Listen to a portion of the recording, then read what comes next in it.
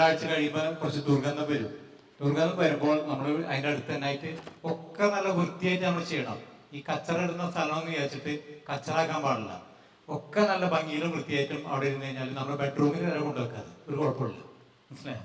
അപ്പം അതിൽ ഇതേപോലുള്ള സാധാ ചകിരിച്ചോറ് കിട്ടും.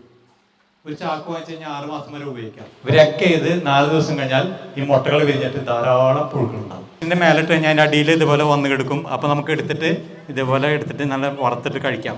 സൂപ്പർ സാധനമാണിത്. നിങ്ങൾ അറപ്പ് വരുത്തണ്ട. ഈ 1950 നമ്മുടെ പ്രോട്ടീൻ സോഴ്സ് എന്ന് പറയുന്നത് ഈ സംഭവമാണ്.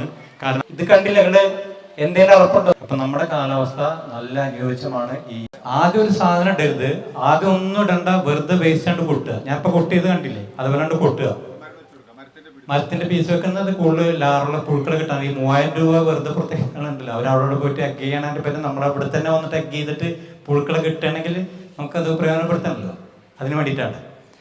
അതില്ലാതിരിക്കാൻ വേണ്ടി നിർബന്ധമായിട്ടും നമ്മളിത് ചെയ്യണം. നിങ്ങൾ എന്തായാലും ചെയ്യണണ്ട, അല്ലാണ്ട് ഞങ്ങളെ വിടില്ല.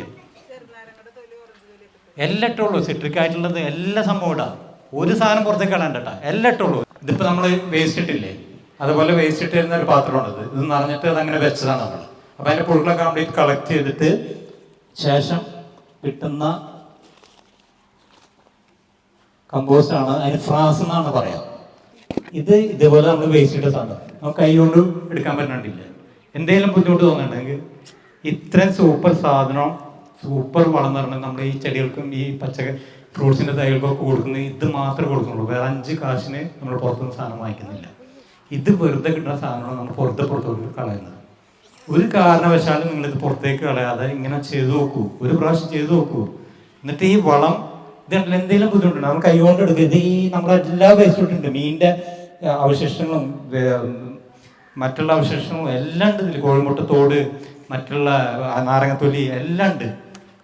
അത് ഈ രീതിയിൽ നമുക്ക് എടുത്തിട്ട് ഉപയോഗിക്കാൻ പറ്റും. ഇത്രയും സൂപ്പർ സാധനം നമ്മൾ വെറുതെ കളയുന്നത്. അപ്പം നിങ്ങൾ ഇങ്ങനെ ചെയ്യില്ലത്. എന്ത് ചെയ്യേണ്ടത്? 2 പാത്രം വാങ്ങിക്കാൻ, 1 രൂപയുടെ പാത്രം വാങ്ങിക്കേ വേണ്ടുള്ളൂ. അടുത്തുള്ള കടയിൽ പോയിട്ട് 2 പാത്രങ്ങൾ വാങ്ങിച്ചു വെക്കുക. എന്നിട്ട് അത് ഉപയോഗപ്പെടുത്തുക. ഇതുപോലെ എല്ലാവരും ചെയ്ത് നോക്കിയാൽ നമ്മുടെ നാട് എത്ര ഭംഗിയുണ്ടാവും നോക്കിയാൽ.